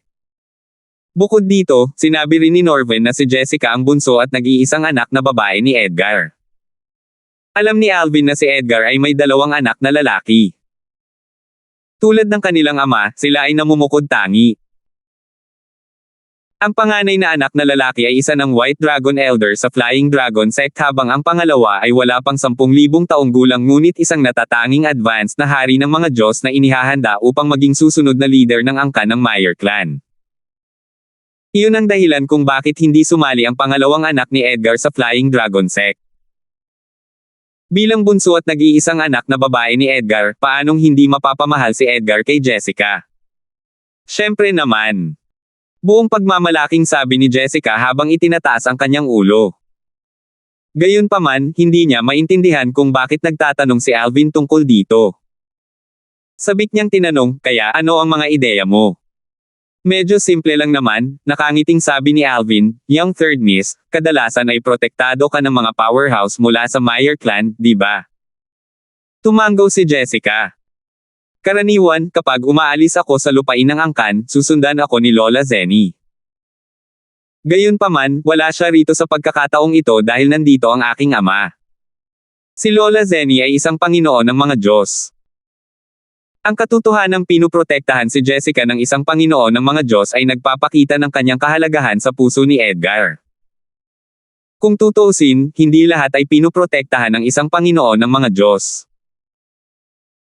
Pagkatapos ng Latent Dragon Grand Contest, bumalik ka sa angkan ng Meyer at hilingin kay Lola Zenny na makipagkita sa pinuno ng sekta ng 10,000 Leaves Sect, na siyang ama ni Norvan. Sabi ni Alvin, sabihin mo sa kanya na pumunta sa angkan ng Meyer para mag-propose ng kasal para sa kanyang anak. Gayunpaman, bago pumunta ang kanyang ama sa angkan ng Meyer, dapat mong siguraduhin na hindi ito malalaman ni Norvan. Sa oras na iyon, tiyak na magiging iyon na siya. Nanlaki ang mga mata ni Jessica nang marinig ang mga sinabi ni Alvin. Malinaw na hindi niya inaasahan na makakaisip si Alvin ng ganoong ideya. Kung mangyari iyon, alam niyang makukuha niya ang gusto niya. Gayunpaman, nag-aalangan siyang nagtanong, mukhang hindi ito angkop, di ba? Hindi ba siya malulungkot kapag nalaman niya ito? Huwag kang mag-alala. Hindi siya malulungkot, nakangiting sabi ni Alvin, sa tingin mo ba ay wala siyang nararamdaman para sa iyo? Kung wala siyang interes sa iyo, hindi ko ito gagawin. Bilang isang kaibigan, natural na gusto ko ang pinakamabuti para sa kanya. Si Norvin ay isa sa mga bihirang iilang itinuring ni Alvin na kaibigan sa kaharian ng mga Diyos. Paano niya masasaktan si Norvin? Gusto niyang ipare sina Norvin at Jessica hindi lamang dahil pareho silang may gusto sa isa't isa, kundi dahil din sa ang kasal ay makakabuti para kay Norvan. Dahil sa kasal, matapos sumali si Norvan sa Flying Dragon Sect, natural na siya ang aalagaan ng pangkat ng Meyer sa Flying Dragon Sect. Tutal, ang kanyang bayaw ay isang White Dragon Elder sa Flying Dragon Sect. Samantala, natural na hindi alam ni Norvan ang mga aksyon ni Alvin. Sana maintindihan niya ang aking mabuting intensyon sa hinaharap, naisip ni Alvin sa kanyang sarili. Ikatlong batang binibini, kung magtatanong si Norvan tungkol dito, maaari mong sabihin sa kanya na ideya ko ito. Sa pamamagitan nito, hindi nito maaapektuhan ang inyong relasyon, sabi ni Alvin. Nagulat si Jessica sa mga salitang ito. Hindi niya inaasahan na handang ako ni Alvin ang sisihin. Maya-maya, bahagyang naantig ang kanyang mga mata, Alvin, inaamin kong nagkaroon ako ng masamang impresyon noong narinig ko ang tungkol sa iyong hindi makatotohanan at hindi praktikal na pangako kanina. Akala ko hindi ka maaasahan. Gayunpaman, nakikita ko na ngayon na isa kang mabuting tao. Sa totoo lang, sa tingin ko ay imposible pa rin para sa iyo na magtayo ng napakaraming divine rock sa loob ng 100 taon. Susubukan kong tulungan kang magtayo ng 1,000,000 divine rock. Pasensya na, ngunit sa palagay ko ay hindi na ako makakapagtayo ng higit pa doon. Nabigla si Alvin sa mga sinabi ni Jessica. Ipinakita nito kung gaano kayaman ang angkan ng mga Meyer na may ranggong Panginoon. Nabigla rin siya sa pagkabukas palad nito. Sa huli, buong tapang niyang sinabi, salamat sa iyong kabaitan, third young miss. Gayunpaman, tiwala akong matutupad ko ang aking pangako sa Meyer clan. Sa oras na ito, si Norvan, na nakapansin kina Alvin at Jessica. Kinakausap mo ba ang ikatlong batang binibini? Tama. Hindi ba ako pinapayagan? Tanong ni Alvin bago niya sinabi, medyo maganda siya. Isa pa, kung pumayag siyang pakasalan ako, mas magiging madali ang buhay ko. Sa totoo lang, mukhang gusto ka niya, pero dahil hindi ka interesado sa kanya, wala kang pakialam kung gagawa ako ng paraan para ligawan siya, di ba? Alvin, huwag mo siyang pakialaman. Isa lamang siyang inosenteng babae. Hindi ba't sinabi mong may asawa ka na at may mga anak na? Natarante si Norvan, hindi niya namalaya na tinutokso pala siya ni Alvin. Hindi ba't normal lang ang magkaroon ng ilang asawa basta't kaya ng isa? Tanong ni Alvin. Natigilan si Norvan sa sinabi ni Alvin. Lalong kumunat ang noo niya. Sa oras na ito, sinabi ni Alvin, gayunpaman, kung may nararamdaman ka para sa kanya, natural lang natatabi ako. Nang marinig ito, dali-daling sinabi ni Norven, tama. May nararamdaman ako para sa kanya. Kapag ang 10,000 Leave Sect ay naging isang puwersang may ranggong Panginoon, plano kong punta sa angkan ng Meyer para hingin ang kamay niya para pakasalan siya. Noong una, naina si Norven nang lapitan siya ni Jessica. Gayunpaman, nang makilala niya ito, tinunaw ang kanyang puso. Bago pa niya namalayan, nakaramdam na siya ng pagmamahal para dito. Gayunpaman, dahil sa pagkakaiba ng kanilang katayuan, nakaramdam siya ng mababang loob kaya't ayaw niyang gumawa ng hakbang. Sige, sige. Dahil gusto mo siya, hindi ako gagawa ng aksyon laban sa kanya, sabi ni Alvin. Pagkatapos noon, ikinwento niya kay Jessica ang tungkol sa kanyang pag-uusap kay Norvan. Agad na nagliwanag ang mga mata ni Jessica, at ang kanyang ekspresyon ay naging determinado. Sa oras na ito, ang mga tao mula sa angkan ng Langston at ang angkan ng Meyer ay nag-uusap din. Nag-usap sila tungkol sa mga lokal na kaugalian, kababaihan, at pamilya, ngunit karamihan sa kanila ay nag-usap tungkol sa paglilinang, mga batas, at kay Alvin. Natural lamang, may ilan din na piniling maglinang. Ilang oras ang lumipas. Biglang napasigaw ang isa sa mga disipulo ng angkan ng Meyer, ito ang Hidden Fog Sect. Lahat, kasama na si Alvin, ay lumingon upang tingnan ang isang grupo ng mga taong kararating lamang. Isang lalaking nasa katanghaliang gulang at isang matandang lalaki na pamilyar kay Alvin ang nanguna sa grupo ng mga tao. Sila ay walang iba kundi si Yakhin, ang pinuno ng sekta ng Hidden Fog Sect, at ang kataas-taasang elder na si Jay. Nakita rin ni Alvin si Sergio, isa sa mga vice sect leader ng Hidden Fog Sect at dekano rin ng Hidden Fog Academy ng Skywind City, na lumilipad sa likuran. Dean Meyer, sabi ni Alvin sa pamamagitan ng voice transmission. Noon pa man ay nagpapasalamat na siya sa baitan ni Sergio sa kanya noong mga araw niya sa Hidden Fog Academy. Alvin.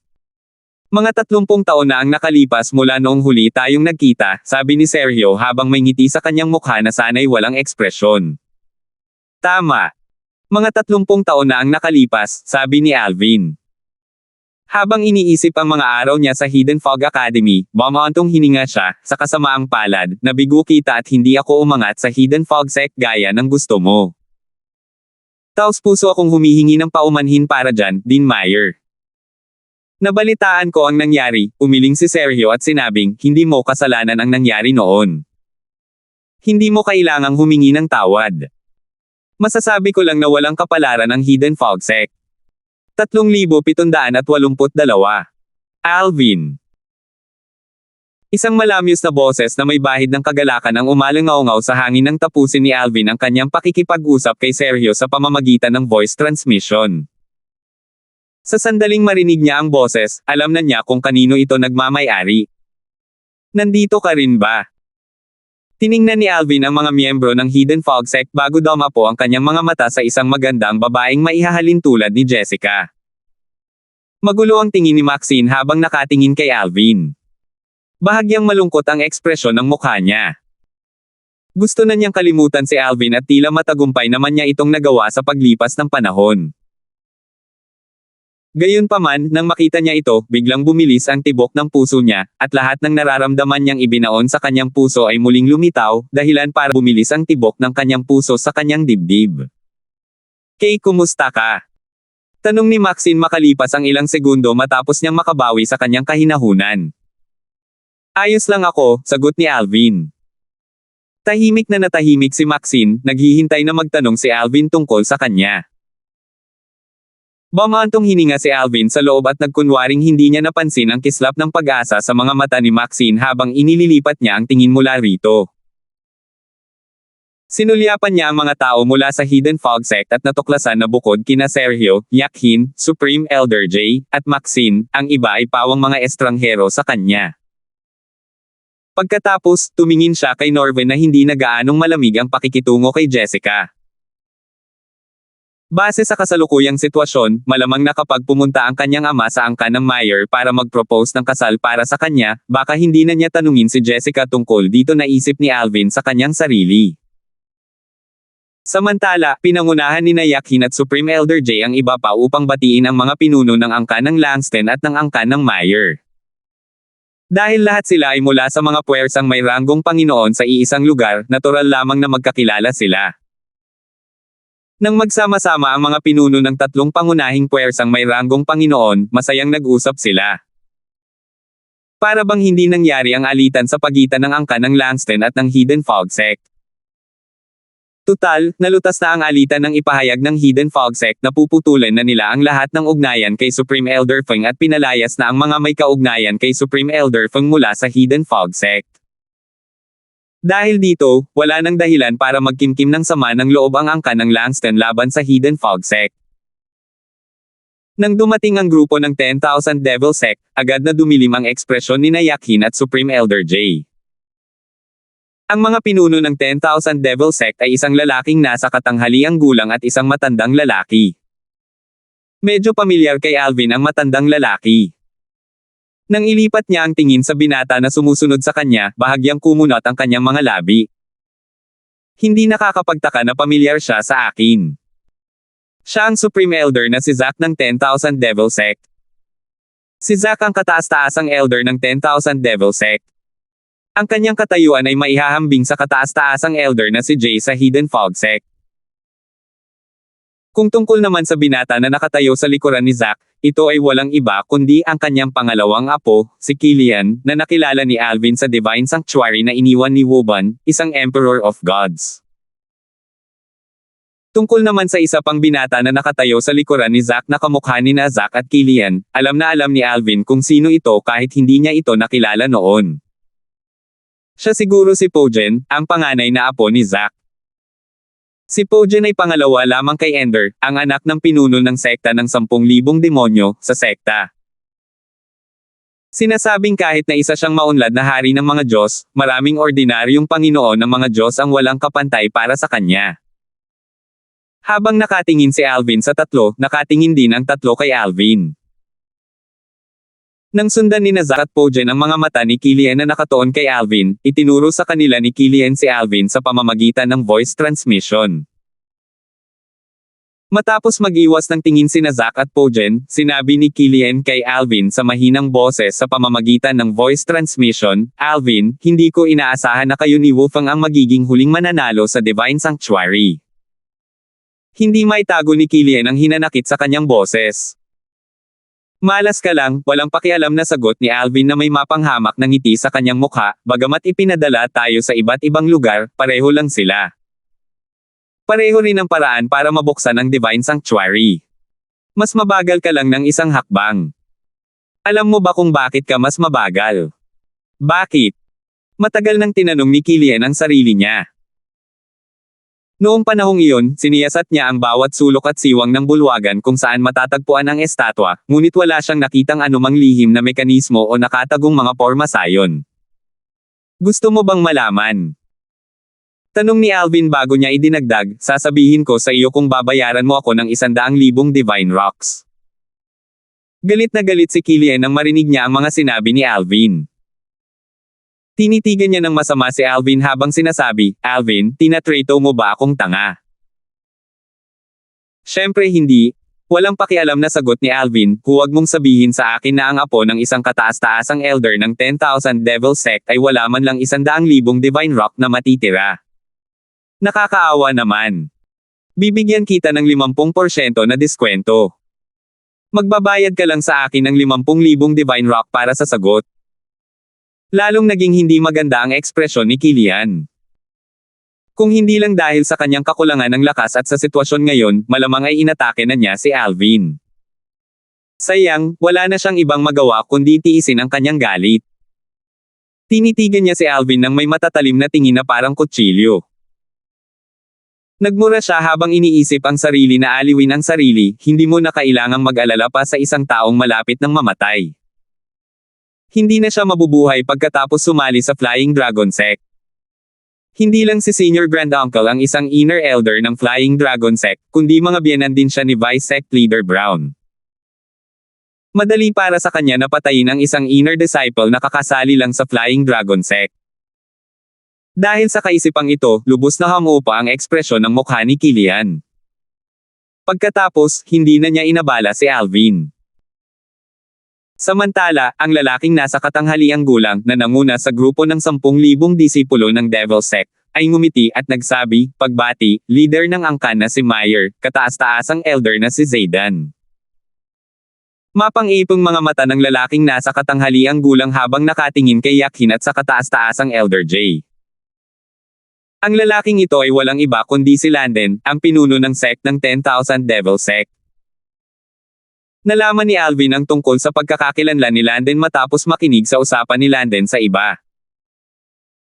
Dahil alam niyang magkaaway ang Hidden Fog Sect at ang 10,000 Devil Sect, hindi na siya nagulat sa alitan sa pagitan ng dalawang panig. Pinuno ng sekta Yakin, mapanghamak na tiningnan ni Landen si Yakin habang sinasabi, ang Hidden Fog Sect ay tila kulang sa mga natanging disipulo para lumahok sa Latent Dragon Grand Contest. Mas makabubuti kung aalisin mo ang iyong mga miyembro sa paligsahan. Natatakot ako na aksidenteng mapatay ng aking mga miyembro ang sa iyo habang nagaganap ang paligsahan. Natural na nagalit ang iba mula sa Hidden Fog Sect sa mga sinabi ni Landen. Ngumisi si Yakin bago niya sinabi, Sect Leader Landen, hindi pa nagsisimula ang Latent Dragon Grand Contest, pero nagyayabang ka na. Siguro, dapat kang mag-alala na baka mapatay ng mga miyembro ko ang mga miyembro mo. Oh! Tumawa si Landen bago itinuro si Pojen, na nakatayo sa likuran, at sinabing, ito ang ating pangunahing disipulo, si Pojen. Bakit hindi tayo tumaya? Ang Hidden Fog Sect ay maaaring pumili ng 2 disipulo na kalabanan si Pojen ng sabay. Kung matalo ka, kailangan mo akong bayaran ng 1,000,000 Divine Rock, at vice versa. Ano sa tingin mo?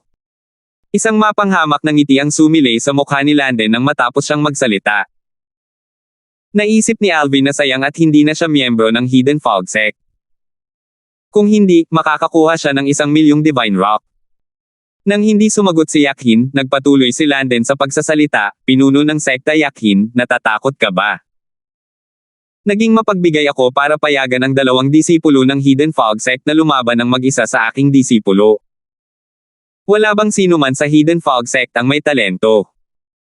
Sa oras na ito, ang mga disipulo ng Hidden Fog Sect ay likas na naglipat ng kanilang mga mata sa isang binata na nakasuot ng kulay abong damit at isang binata na nakasuot ng berde. Pareho silang mga advanced na hari ng mga Diyos at nirerango sa nangungunang 3 sa mga pangunahing disipulo. Bago namatay si Sol, siya ay nirerango sa nangungunang 3 kasama ang duo. Si Sol ay nirerango sa 3 pwesto dahil siya ay isang intermediate na hari ng mga Diyos noong panahong iyon. Nakakahiya kung tatanggi ang Hidden Fog Sect sa pastahan, naisip ni Alvin sa sarili habang nakatingin sa mga taong unti-unting nagtitipon matapos marinig ang kaguluhan. 3,783. Nag-aaway na naman ang Hidden Fog Sect at ang 10,000 Devil Sect. Gustong tumaya ni Sect Leader Landen kay Sect Leader Yakin. Gusto niyang si Pojen, isang pangunahing disipulo ng 10,000 Devil Sect, ay makalaban ang 2 disipulo mula sa Hidden Fog Sect. Si Pojen. Isa siya sa pinakamalakas sa nakababatang henerasyon sa 10,000 Devil Sect, tama ba? Sa katunayan, pangalawa lang siya kay Ender sa 10,000 Devil Sect. Gayunpaman, hindi pa rin magiging madali para sa kanya na kalabanin ang 2 kalaban ng sabay-sabay, tama ba? Anong problema sa Hidden Fog Sect?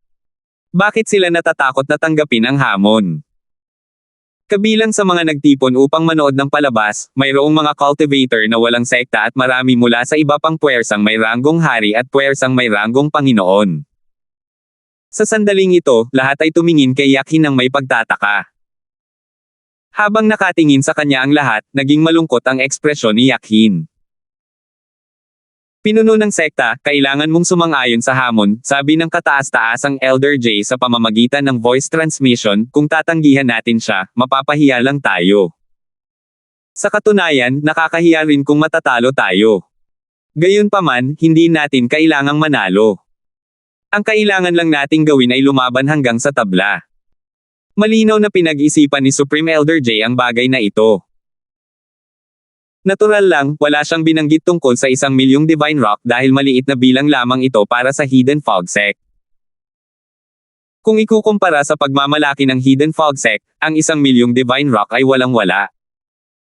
Sa pagkakataong ito, ang binata na nakaabong damit ay humakbang paarap at sinabi kay Yakhin, pinuno ng sekta, ako, si Lucas, ay handang lumaban. Kasunod nito, humakbang din ang binata na nakaberde. Ako, si Mason, ay handang lumaban din.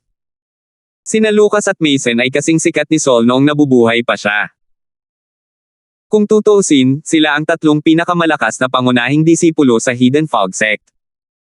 Sa katunayan, ang dalawa ay mas mataas ang ranggo kaysa kay Saul.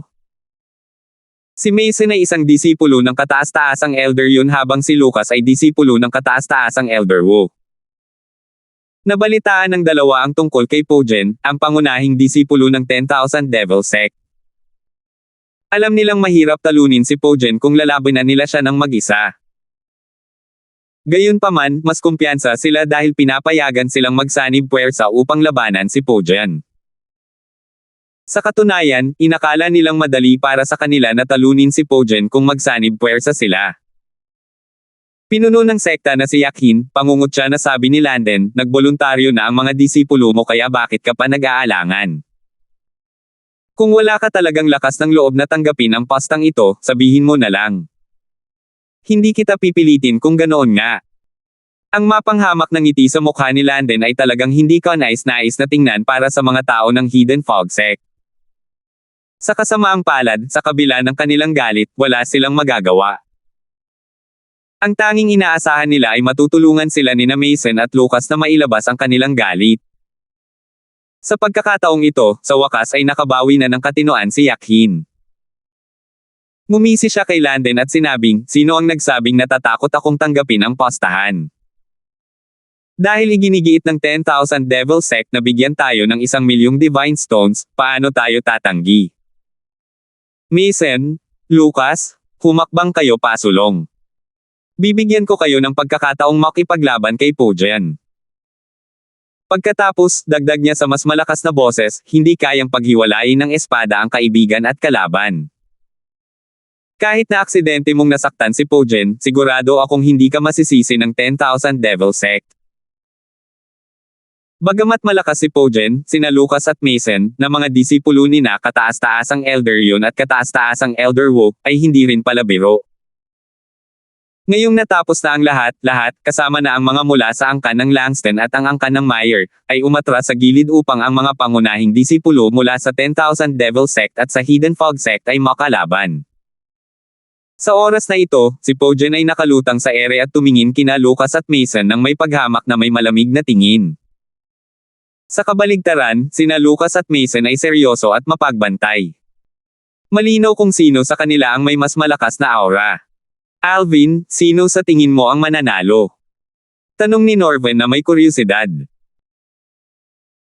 Mahirap sabihin sa ngayon, sabi ni Alvin habang umiiling, gayunpaman, batay sa kung paano nagkusa si Sect Leader Landen na imungkahi ito at sa kumpiyansa ni Pojen, mas malaki ang tsansa ng 10,000 Devil Sect na manalo. Pagkalipas ng ilang minuto, muling sinabi ni Norven sa pamamagitan ng voice transmission, may 2 tao mula sa Hidden Fog Sect habang isa lang ang mula sa 10,000 Devil Sect. Ibig sabihin, mas nakakahiya kung matatalo ang Hidden Fog Sect.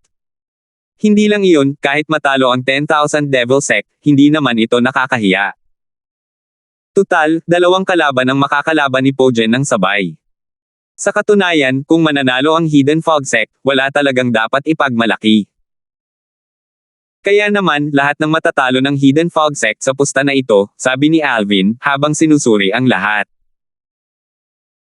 Sa kabila ng kahihiyan, kung siya ang nasa sitwasyon ni Yakhin, hindi niya tatanggapin ang pusta dahil malinaw na masyadong disbentaha ito.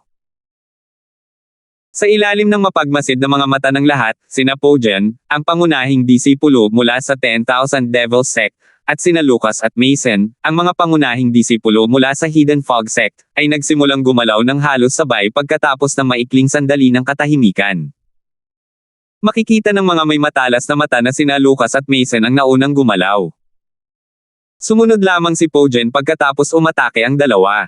Swoosh! Swoosh! Swoosh! Sumiklab ang Divine Energies habang sumusugod tatlo at inilabas ang kanilang mga Divine Artifact. Lahat sila ay may dalang mga pangkaraniwang Divine Artifact. Swoosh! Swoosh! Swoosh! Habang gumagalaw ang tatlo, nagpakawala sila ng isang bulk zone ng hangin sa hangin. Nang magbanggaan ang kanilang mga atake, ang shockwave mula sa banggaan ay kumalat sa lahat ng direksyon. Mabilis na kumilos sina Yakin at Landen at pinaalis ang shockwave para hindi nito maapektuhan ang mga nanunood. Gaano man kalakas ang tatlo, sila ay mga advanced na hari ng mga Diyos lamang. Natural na madali para kina Landen at Yakin, na mga Panginoon ng mga Diyos, na paalisin ang shockwave ng kanilang mga pag-atake. Bukod dito, hindi sila mga bagong panimulang Panginoon ng mga Diyos. Kahit na magsanib puwersa ang tatlo upang salakayin sila, madali nilang mapapatay ang tatlo. Nagkagulo ang mga nanood nang makita nila ang resulta ng banggaan.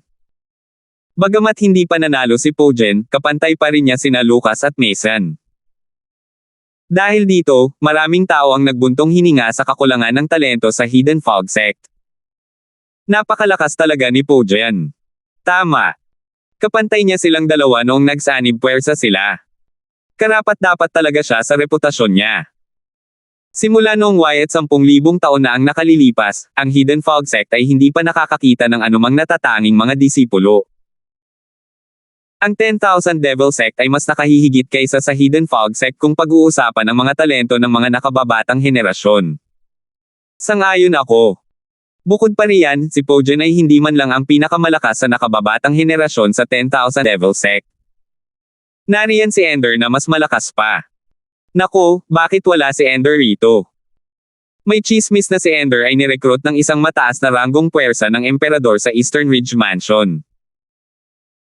Hindi na kailangang sabihin pa, ang puwersang ranggong emperador na iyon ay mas malakas kaysa sa Flying Dragon Sect. Kung ikaw si Ender, sasali ka pa rin ba sa Flying Dragon Sect? Sa pagkakataong ito, may biglang nagsabi ng may Hajijek, sa katunayan, dati ay may isang kahangahangang nilalang na maihahambing kay Wyatt sa Hidden Fog Sect. Sa katunayan, mas matalino pa siya kaysa kay Wyatt noong kasing edad niya si Wyatt. Sayang at umalis siya sa Hidden Fog Sect. Dahil dito, muling nagsimula ang talakayan ng mga tao. Alvin. Napilitan siyang umalis sa Hidden Fog Sect. Akala ko ba pinagtaksilan niya ang Hidden Fog Sect para sumali sa Langston Clan? Bukod pa rito, ang Hidden Fog Sect ay napakabuti kaya't hinanggad pa nila ang kanyang ikabubuti pagkatapos niyang umalis. Pagtataksilan ng Hidden Fog Sect. Isa lamang itong chismis na inilabas ng Hidden Fog Sect para saruan ang reputasyon ni Alvin.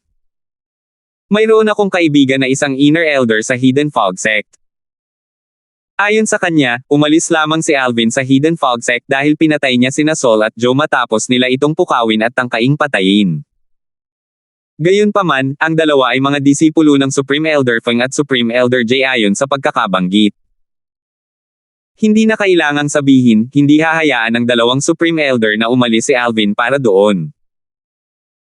Para sa kanyang sariling kalikasan kaya iniwan ni Alvin ang Hidden Fog Sect para sa angkan ng Langston. Kung ganito nga, ito ang ganti ng Hidden Fog Sect. Tutal, kung si Alvin ay nasa Hidden Fog Sect pa rin, maaaring mapanalunan niya ang laban na ito para sa Hidden Fog Sect. Ngayong lumaki na si Alvin, maraming tao ang naghanap sa kanya gamit ang kanilang mga mata. Ayan si Alvin. Ang gwapo. Mukhang hindi niya kayang patayin sina Sol at Joe. Hindi lang yan. Sinasabing isa rin siyang natatanging Divine Alchemist na kayang pinuhin ang mga God-grade limit Divine Pills. Sa mga taong nakatitig kay Alvin, hindi nagkukulang ang mga kabataang babae na tumingin kay Alvin ng may pang-aakit. Samantala, walang kaalam-alam si Alvin sa mga titig ng mga tao. Nakatuon ang kanyang pansin sa labanang nasa harap niya habang nakikipag-usap kay Norvin gamit ang voice transmission. Sa sandaling ito, sinabi niya, malapit nang matalo ang dalawang iyon mula sa Hidden Fog Sect. Nabigla si Norvin sa biglaang sinabi ni Alvin nang hindi pa nakakakilos ang tatlo. Bigla na lang. Bang! Isang malakas na enerhiya ang dumaloy mula sa katawan ni Pojen nang paginahin niya ang kanyang bloodline power. 3,784. Katulad ni Norven, nagulat din ang mga nanunood sa biglaang pagsiklab ng kapangyarihan ni Pojen. Kanina pa itinatago ni Pojen ang lakas niya. Lumalabas na ang kanyang bloodline power kanina ay wala pa sa tunay nitong anyo. Narinig ko na ang tungkol sa mga bloodline power na may iba't ibang anyo. Gayunpaman, ngayon ang unang beses na masaksihan ko ito. Kahit na nagpipigil si Pojen kanina, pantay ang laban nila. Ngayong mas malakas na ang ipinakitang lakas ni Pojen, malinaw na ang resulta. Sa sandaling ito, ang ekspresyon ng lahat mula sa Hidden Fog Sect, kasama na ang kanilang pinuno ng sect. Si Yakhin, ay medyo hindi magandang tingnan. Sa kabaligtaran, ang mga tao mula sa 10,000 Devil Sect, kasama na ang kanilang pinuno ng sect na si Landon, ay may matingkad na ngiti sa kanilang mga labi. Gayunpaman, nang akala ng lahat ay sigurado ng matatalo sina Mason at Lucas, biglang nagpalit ng armas ang dalawa sa kritikal na sandali at sumabog ang kanilang lakas. Mga kilalang banal na artifact iyan. Mukhang pinahiram ng Hidden Fog Sect kina Lucas at Mason ang mga kilalang divine artifact para sa Latent Dragon Grand Contest. Isipin mo. Kung pinahiram ng Hidden Fog Sect sina Lucas at Mason ng mga kilalang divine artifact para sa Latent Dragon Grand Contest, si Pojen ba, ang apo ng Supreme Elder Zack, ay mawawala ng isang kilalang divine artifact. Tunay nga, ang mga kilalang banal na artifact nina Lucas at Mason ay pansamantalang pinahiram sa kanila ng kanilang mga Panginoon para sa Latent Dragon Grand Contest. Gayunpaman, dahil sa kawalan ng kanilang laban kay Pojen, napilitan silang ilabas ang kilalang banal na artifact. Kung hindi, malamang ay natalo na sila ngayon. Samantala, natawa si Pojen nang makita ang kitang-kitang divine artifact ng kanyang mga kalaban at sinabing, sa tingin mo ba kayo lang ang may kitang-kitang divine artifact? Kasunod nito, pinalitan din ni Pojen ang kanyang sandata ng isang kilalang banal na artifact. Pagkatapos nito, mas lumakas pa ang kanyang mga atake, na madaling natalo ang kanyang dalawang kalaban. Swoosh! Swoosh! Swoosh! Nagbanggaan ang mga pag-atake. Bagamat makapangyarihan ang mga atake ni Pojen at madaling nadurage ang mga atake ng kanyang mga kalaban, malayo pa ito sa kanyang buong lakas. Kahit na noon, kung tatama ang atake, kaya nitong malubhang masugitan ang kanyang mga kalaban. Sa oras na ito, nang makita ni Yakhin na malapit ng tamaan sina Lucas at Mason, nag-teleport siya at lumitaw sa harap ng dalawa. Inilabas niya ang divine energy mula sa kanyang katawan, na pinuprotektahan ang dalawa mula sa atake ni Pojen. Nang makita ito, hindi napigilan ng mga nanood na sumimangot. Ang mga tao mula sa 10,000 Devil Sect ay mukhang hindi rin masaya. Gayunpaman, bago pa man makapagprotesta ang mga tao mula sa 10,000 Devil Sect, nanguna na si Yakhin at sinabing, inaamin na ng Hidden Fog Sect ang pagkatalo. Ang prodigy mula sa 10,000 Devil Sect ay talagang karapat-dapat sa kanyang reputasyon. Gaya ng inaasahan sa isang taong pangalawa lamang kay Ender sa 10,000 Devil Sect. Pagkatapos noon, itinaas ni Yakhin ang kanyang kamay at inihagis ang isang spatial ring kay Landon at sinabing, Sect Leader Landon, mayroong 1,000,000 banal na bato roon gaya ng ipinangako. Pinuno ng sekta Yakhin, tunay kang prangka na tao, sabi ni Landon, na noong una ay nagalit sa pakikialam ni Yakhin. Hindi maaninag ang ngiti sa kanyang mukha dahil si Yakhin ang nagkusa na aminin ang pagkatalo. Kung tutusin, kung nasa panganib si Pojen, gagawin din niya ang pareho. Karamihan sa mga tao mula sa 10,000 Devil Sect ay nakaramdam din ng katulad ni Landon. Gayunpaman, may ilan na hindi nasiyahan at nagpatuloy sa pagkutsa sa Hidden Fog Sect. Napakahina talaga ng mga disipulo ng Hidden Fog Sect. Kailangan pa nila ang kanilang pinuno ng sect para protektahan sila. Hoy! Hindi ba't may sinabi si Sect Leader Yakhin tungkol sa mga espada na hindi kayang paghiwalayin ang kaibigan at kalaban? Hindi ba't sinabi niya na kung ang dalawang disipulo niya ay nakasakit kay Senior Brother Pojen, hindi dapat magalit ang sekta natin? Isang biro. Kung ako ang tatanungin mo, wala talagang namumukod tangi sa nakababatang henerasyon sa Hidden Fog Sect. Marahil, sa loob lamang ng ilang 10,000 taon, magagawang sakupin ng ating sekta ang Hidden Fog Sect. Namula sa kahihiyan ng mga taga-Hidden Fog Sect nang marinig ang mga mapangutsyang salita. Gayunpaman, wala silang paraan para pabulaanan ang mga salitang iyon. Tutal, kahit gaano pa man ito hindi ka nais-nais, totoo naman ang mga salita. Ang dalawang natalong disipulo ng Hidden Fog Sect, sina Lucas at Mason, ay umatras na may seryosong ekspresyon sa kanilang mga mukha. Hindi nila inaasahan na si Pojen ay magiging ganito kalakas. Mas malakas pa siya kaysa sa mga chismis.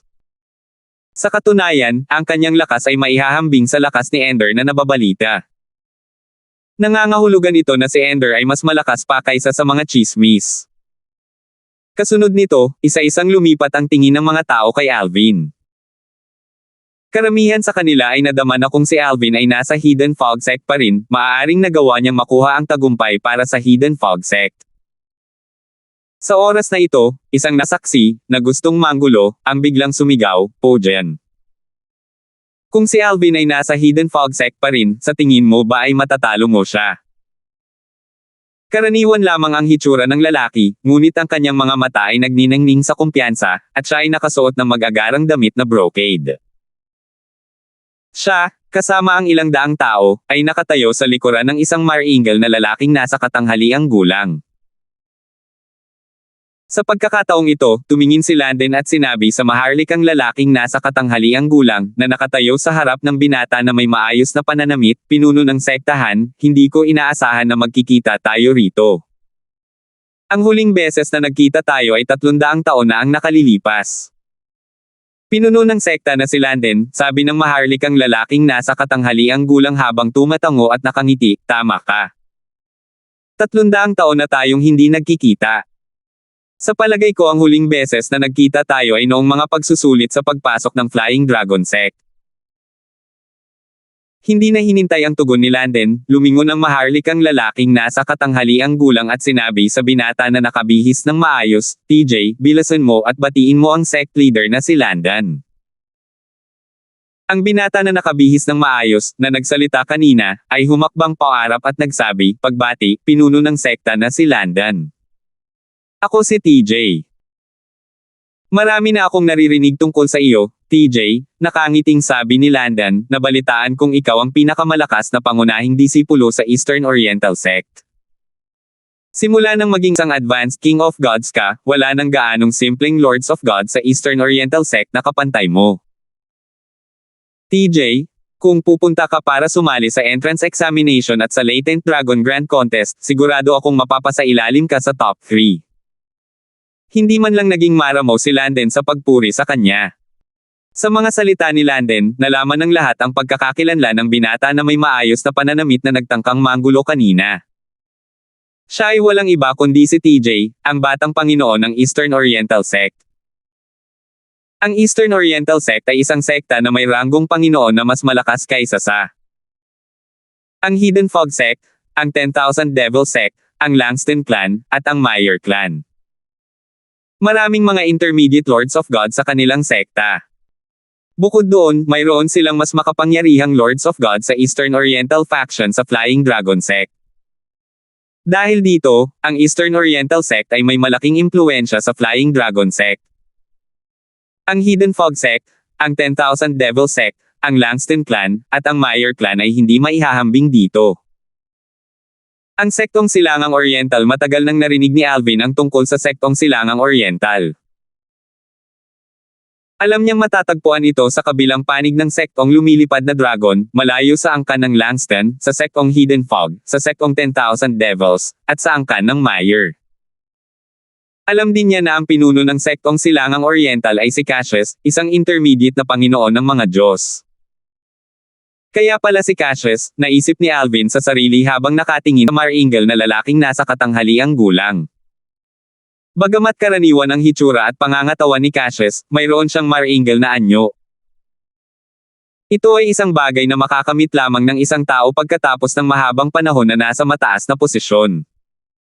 Narinig din ni Alvin ang tungkol kay TJ. Si TJ ang pang-apat na anak ni Cassius. Isa siya sa 2 pinakamahuhusay na anak ni Cassius. Ang isa pang anak na lalaki ay ang pangalawang anak ni Cassius, at ang pangalan niya ay Tatum. Matagal na siyang sumali sa Flying Dragon Sect at isa sa 3 pinakabatang White Dragon Elder ng Flying Dragon Sect. Sa Flying Dragon Sect, sikat siya gaya ni Wyatt.